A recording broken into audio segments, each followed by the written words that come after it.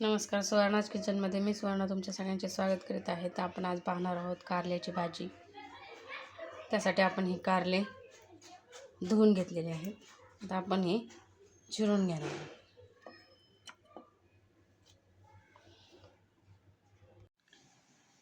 अशा प्रकारे कारल्याच्या स्लाइड्स करून घेतलेले आहेत, असे चिरून घेतलेले आहेत आणि त्याला तिखट आणि हळद आणि मीठ लावलेले. फक्त हळद आणि मीठ लावायचे आणि 15 मिनटं असंच ठेवायचं. याचं पाणी सुटायला आलं हे धुवून घ्यायचं आहे, नंतर फोडणीला द्यायचे. तर आपल्याला त्याचा कारल्यासाठी मसाला काढण्यासाठी आपण खोबरं घेतलं आहे, कोथिंबीर घेतली, लसूण घेतला आहे सोलून. तर हे सगळं एकत्र करून मिक्सरमध्ये काढून घ्यायचं आहे मसाला. कारलं बनवण्यासाठी आपण आता तेल तापायला ठेवले कढईत. ज्या आपण कारल्याचे स्लाइस केला होता त्या अशा धुवून घेतलेल्या आहेत. हळद आणि मीठ लावल्यामुळे त्याचा कडूपणा कमी झालेला आहे आणि ते सगळं आपण काढून घेतलेलं आहे, धुवून काढलेलं आहे. आपण थोडंसं चिंच आणि गूळ पण भिजत घातलेले आहे, ते पण आपल्याला टाकून घ्यायचं आहे.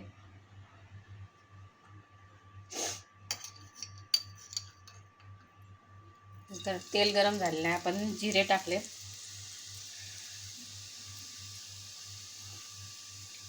जिरे तडतडल्यानंतर आपण जो खोबरं, लसूण, कोथिंबीरचा मसाला काढला होता तो टाकून घ्यायचा आहे. 3 चमचे टाकलेला आहे मी.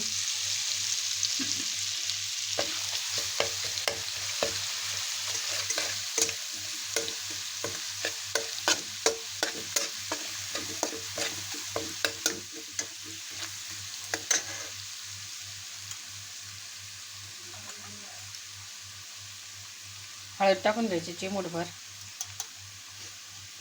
1 चमचा लाल तिखट,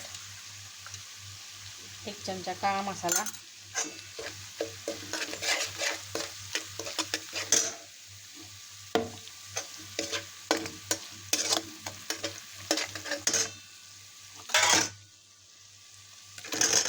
जे कारले आपण धुवून घेतलेले टाकून घेतलेले.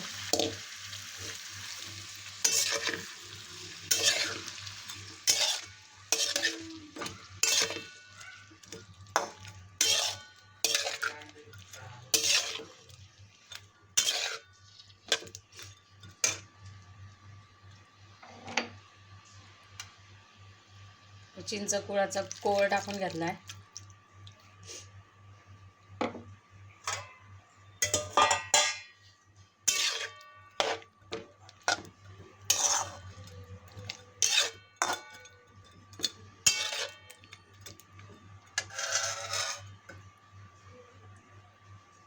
खोबऱ्याचा मसाला काढला, त्याचं पाणी काढून घेतले.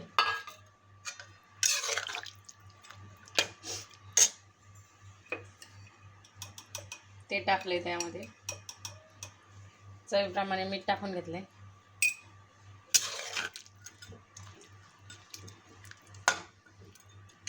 आता हे कारलं पूर्णपणे शिजून घ्यायचे.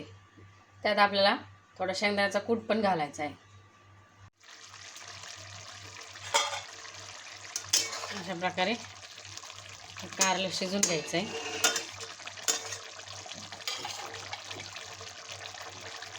थोडंसं शेंगदाण्याचा कूट टाकून घ्यायचं आहे.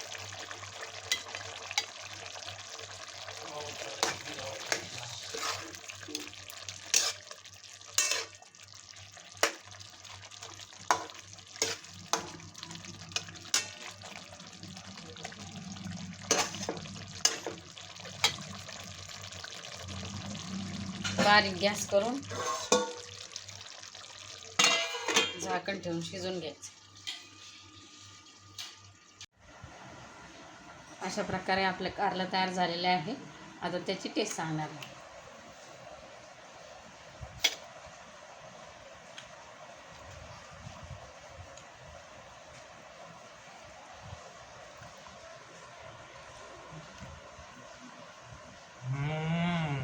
खूप छान झालं.